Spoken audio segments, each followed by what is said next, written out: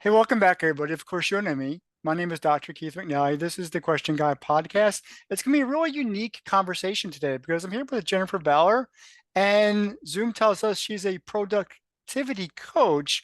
We're going to tap into that just a bit, but in a very unique space.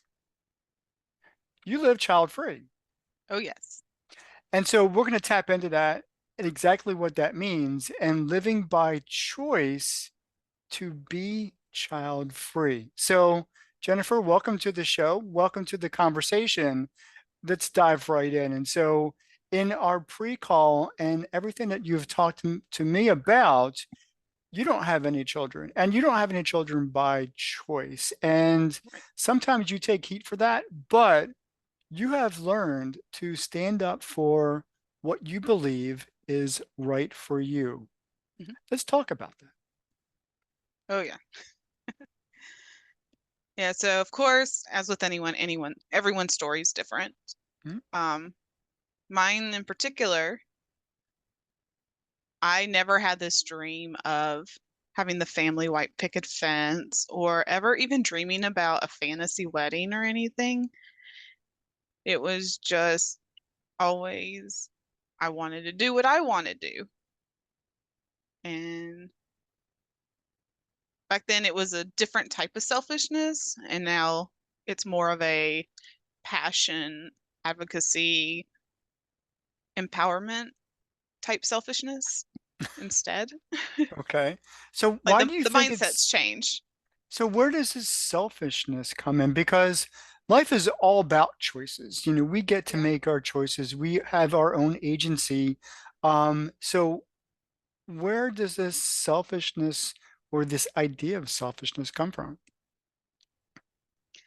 I think it comes from society, just the expectations. Just because if you're not doing things a certain way or that certain people want you to do, because that's the way they think it should be, you're being selfish because it's something different. Okay. Just being different just freaks people out. And then doing something different as an entire lifestyle of something like motherhood is just blows people's minds, apparently. Go ahead. And like it's just so ingrained into us to, the whole grow up, get a job, get married, get a house, have a family. But the whole dynamic of what a family is has changed so much. And whether or not you want to get married is different now. Like, okay, so just for some context, I live in the South. And so not only am I child free, but I'm not married. I live with my longtime partner. And I just do a lot of things that are just not out of the norm here. Okay.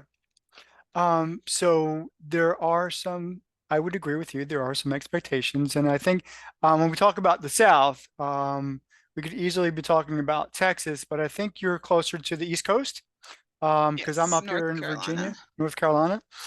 So there is some expectations culturally, Yeah. probably even maybe even religiously or faith-based community Yes. that, if you're going to be here and be a part of our community, we Hmm. expect you to do as we are doing. But you are bucking the system, as they say, because you've made some very clear distinctions as to how you want to live your life. Now, in other parts of the country, the contiguous states, even maybe across the world, that may not be such a pressure to kind of fit into that traditional ideology. But where Apparently it you are, is yeah, based but on a bunch of different other child-free people I've talked to in other countries. It's also a very religious and cultural dynamic as well. mhm. So let's talk about that. Do you have lots of pressures from the people that are in your geographic space that kind of say, you know, it's not right what you're doing? It's I don't feel like I've gotten the the pressure or people saying something to me directly as much as a lot of other child-free people I know. So I'm kind of lucky in that aspect. Like my personal family has always been very supportive in that area. And I think it also helps that my sister has my niece. I'm sure that helps. But they're always like, okay, whatever. Because I've always been this, I'm gonna do things my way. I've always been different and everything my entire life. And I guess they just kind of got tired of being like, she's gonna do what she's gonna do anyway. There's no point in trying to push her on it because it's just gonna backfire. So And that's okay. You know, we yeah. are allowed to live our lives as we see fit. And really, you know, if life falls apart around us, that's a choice that we've made. But you just mentioned the fact that there's a community of people who choose to live child free. Hmm. Um, so what does that look like? I know the foundation, you know, you choose not to have children, but are there distinguishing characteristics as to what you and this community look like in terms of, you know, what you do, what kind of work that you do, you know, how you live your life? Okay. So there's a couple different communities within the main community. Okay. So the overarching is child free. You Mhm. just don't have kids. And then below that is you make the decision to not have kids, which is the child free by choice. And then the other side is childless by circumstance. So you're not childless by choice, it's childless by circumstance. So that means you're just absolutely unable to have kids, even if you've wanted to. And then maybe you've come to the acceptance of that's just not in the cards, and you learn to adapt to this new life of no kids, basically.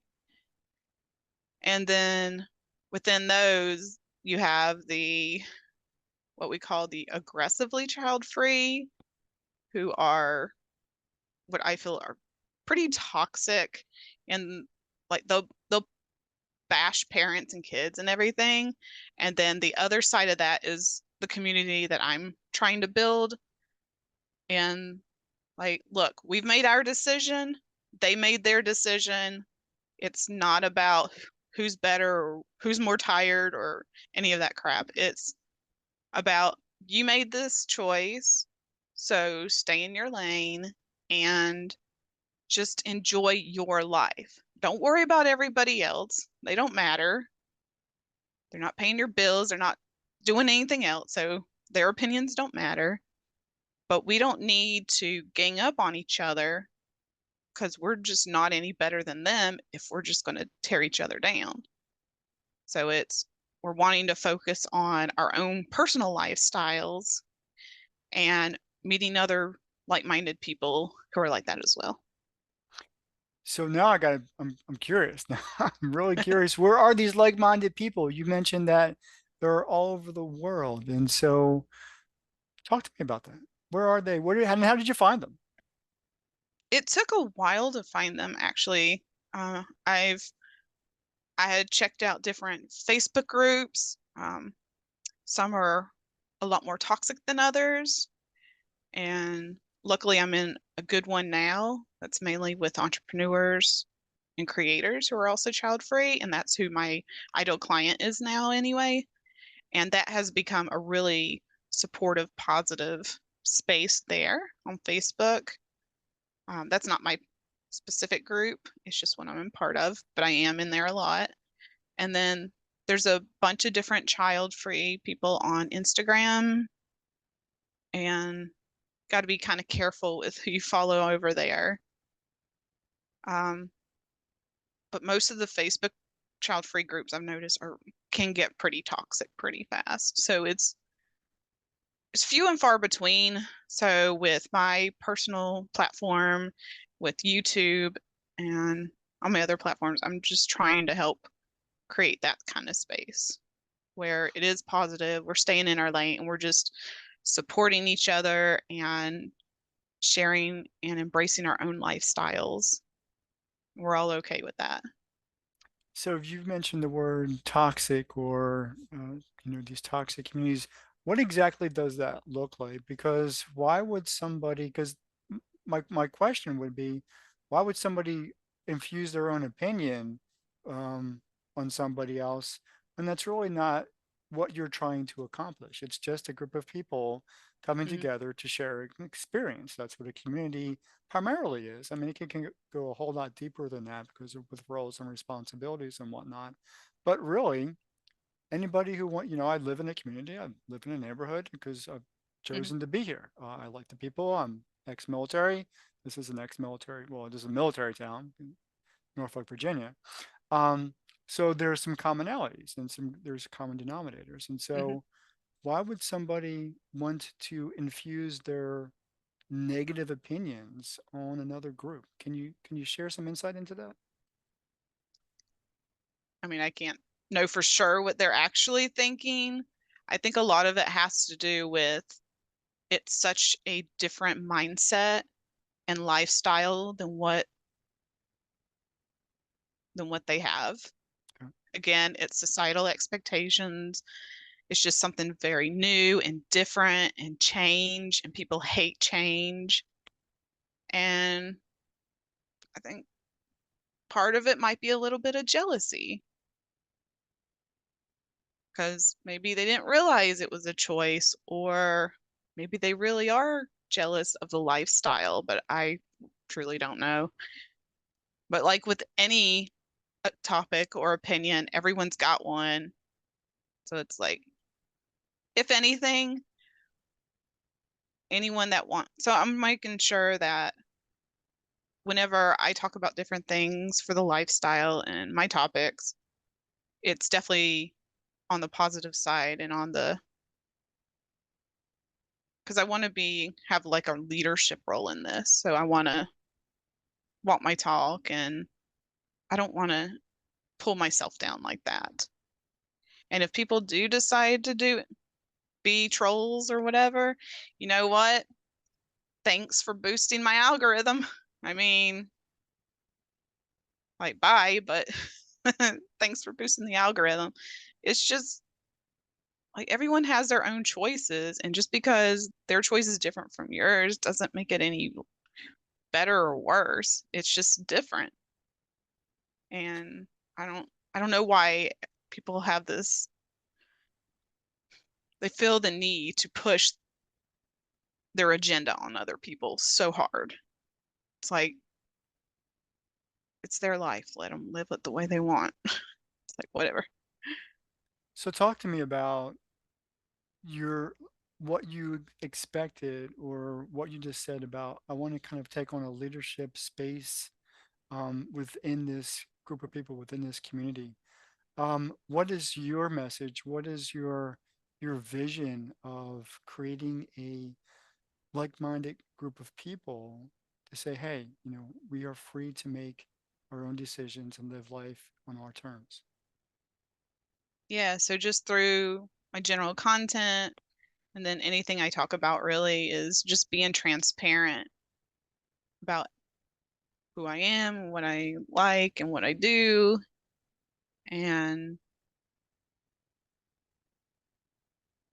I think a lot of people are just scared that they're going to die alone. And it's so interesting that there's a lot of parents out there who on other child-free channels, thankfully not mine. Hopefully it won't come to that, but if it is, it is. Um, like for some reason they're so concerned about like we're gonna die alone. It's like, why are you worried about that? It's like where's your kid? You need to be worried about your own life. It's like because we've had to make such a big decision to be child free, like we've weighed the pros and cons. We've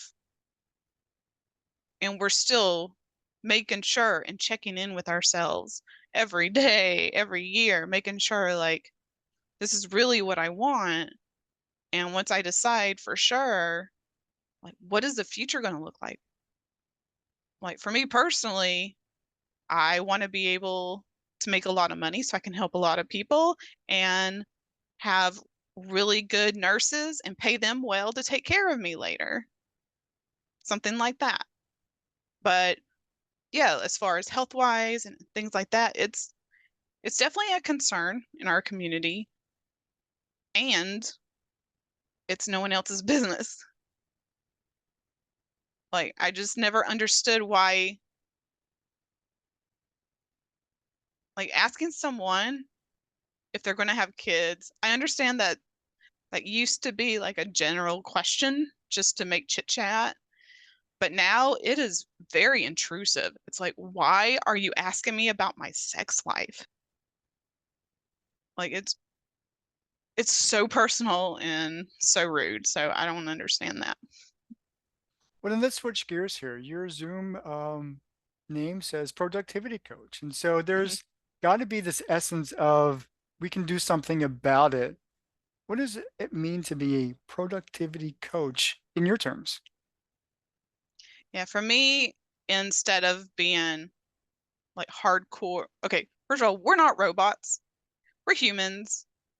So that's the biggest thing. It's like I'm not taking the robot corporate look of it. And I'm not one to push just because I like a productivity tool doesn't mean it's going to work or you're going to like it. It's more about laying the foundation of who you are, what you want and why, creating a business around that, and then scheduling your priorities and putting boundaries in place. And it's not about scheduling every moment of the day. It's making sure you have flexibility. So it's life happens, especially when you got a chronic illness like I do. And so you have to really pay attention to your energy levels throughout the day. And of course, this is a lot easier when you're able to work from home or you're an entrepreneur or freelancer or things like that. Might be a little bit harder if you work a corporate job, which is why I mainly focus on the work from home side of things because I've never worked corporate. I never got into that. Um, but yeah, it's the fact that you're a human, life happens, and we need to be able to have that flexibility to adapt and pivot as needed. And yes, the work smarter, not harder. That is definitely there, but it's also not, I don't believe in hustle. I don't believe in to-do lists. It's very much a build your business to create the lifestyle you want. So there's a harmony or a balance to everything that you do. That's kind of what I'm hearing. How do you actually coach that when you're meeting with a client? I'm curious. Okay, so before that, I want to clarify that when I say balance, I don't mean 50-50. Okay. Every day is different.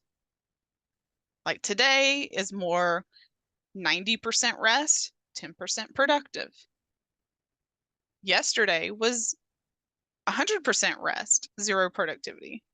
So it's more about what does your body need, listening to your body and all of that too. Uh, sorry, what was the question? How do you teach when you coach? How do you teach your clients to create that space where they are as productive as they can be within their limitations? Just like you said, this is probably not my most productive day, but I'm Mhm. going to make the most of it. And so Yeah, there has to be some tools or some training to help people really figure that out. right. Yes. So, like I said, I start with the foundations. No time management tool, no planner, no amount of planning is going to make you productive if you don't have the foundation of what you want your life to look like at this point of time in your life, because if as life happens, it ebbs and flows, and that needs to be adjusted as well. So in this point in time, it's like, who are you right now as a person? Because we've gained personal growth personally and in our businesses. It's like where we are right now. What does that look like? And yes, we have the big vision, but it's all about the journey because we get the most out of the journey. And a lot of that is not knowing. And that's part of the excitement. I try to think of it and teach it more as it's an adventure because I'm a gamer. So I think of that big vision is like the main quest, Hmm. but there's also all these little side quests that eventually lead up to it and detours. So it's a combination of like getting the mindset around like you're not a machine. It's not about go, go, go, go, go. Yeah, so the foundation is more about having a good general idea. You don't have to know all the details.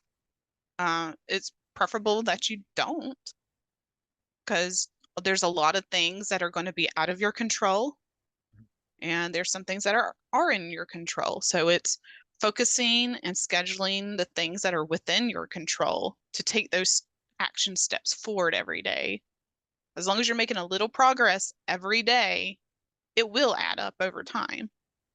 Even if you feel slow or you feel like you take steps back, as long as you keep going forward, even if you need a day or two to completely stay in bed, crash, rest, and recoup. But that doesn't mean come back completely gung ho and then burn yourself out after one day either. That's something that's kind of hard for a lot of people. It's okay, now I feel guilty from having these days off. Now it's like try to make up time for that. It's like, no, it's just going to be a vicious cycle. Mhm. So the balance is really self-awareness and listening to your body, knowing how much you can do each day, learning to know your limits, and then as long as you focus on the top two or three things each day that moves your business forward or moves you a little bit closer to your goals, then you can feel accomplished. Even if you are having an off day like I am today. Like my big goal, I'm doing a Facebook Live tomorrow in another group. So I wanted to have my notes ready. I'm very much a note person, or I go off course. And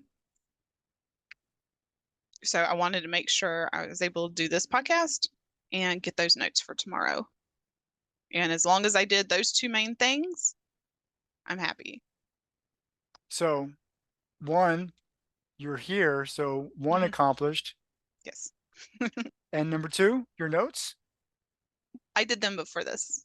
Okay. Well, then you've accomplished and you've created that balance for yourself Hmm. that keeps you healthy, sane, and in the right frame of mind. And so let me ask you this, if I can, is who do you coach specifically? So that's question number one. And number two, how do you know that this client is the right client for your services? Ooh.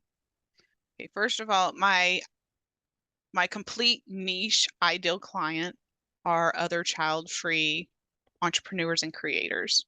Okay.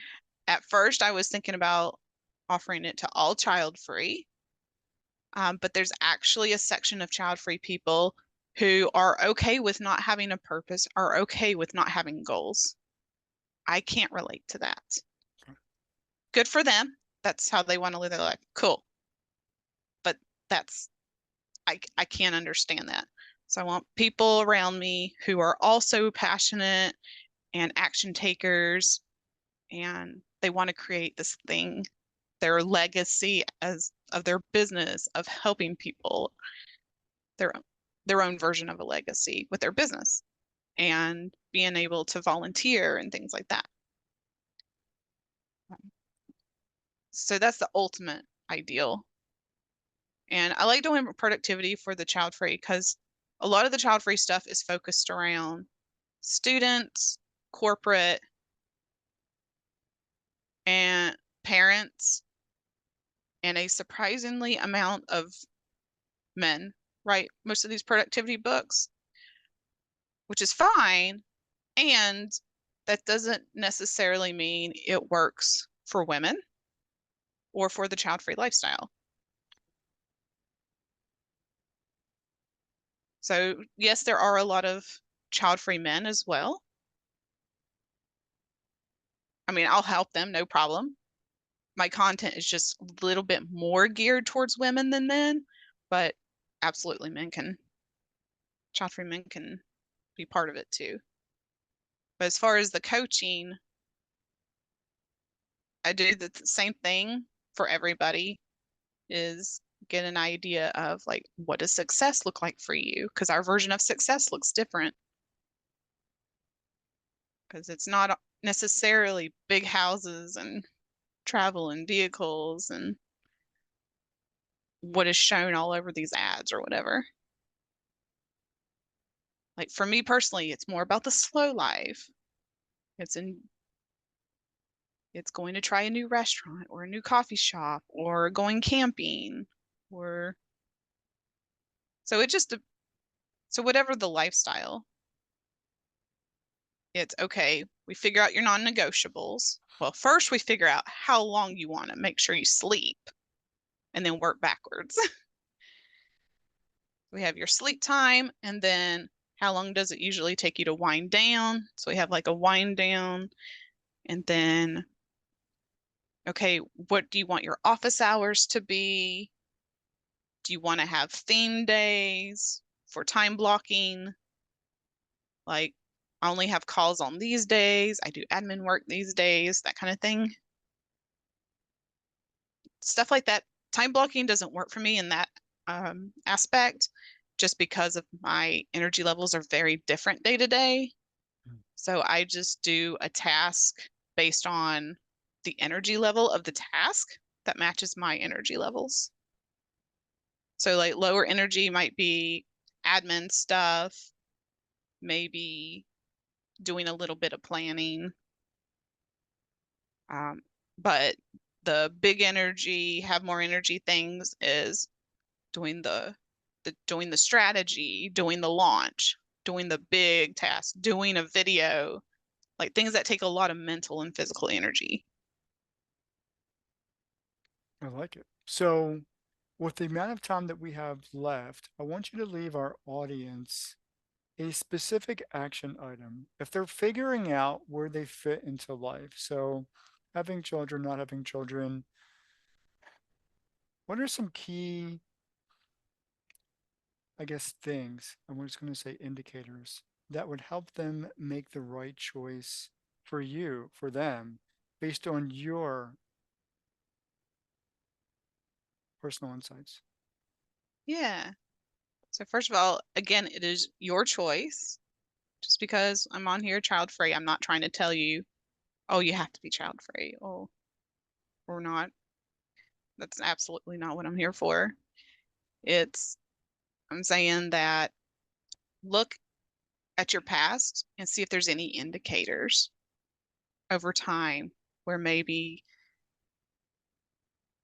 because it's easier to look back and see it as you go. It maybe it just wasn't in the cards. Maybe it just didn't happen, even though you were open to it. And then you decided, okay, that's fine. It's just not happening, and I'm okay with that. Um, but ultimately, it's because we have so much input from society and all the people around us who try to mean well. Sometimes you might have to take a complete step away from everybody and just be with your own thoughts and really listen to your own intuition and think about, like, for me right now, what does that look like? I'm not much of a 10-year planner, but when it comes to kids, that is the one thing that I definitely look ahead about is, would I regret this in 10 years? And for me, that would be a yes. Like I can barely handle one pet. There's no way I know I could handle another child. The energy, the responsibility, how much they would need you, how much money that is needed, Mm. the it's how much do you like your sleep, how much do you like your quiet. It's you have to realize that your entire life is going to change one way or the other. And you have to be okay with that either way. Jennifer, how can the audience find you? Where are you on the web, social media? Yeah, so I'm mainly on YouTube as Productively Child Free. That's also the same handle for Facebook, Instagram, but I'm mainly over on YouTube. I also have my podcast on YouTube, the Child Free Biz Cafe, and Pinterest and all that good stuff. Cool. Oh, and my, of course, my website. You can find everything there, productivelychildfree.com. And I will make sure that all of those links are in the description of this video. Jennifer, thank you so much for joining me in conversation. For those of you who've been watching and listening, I'll see you next time. Take care.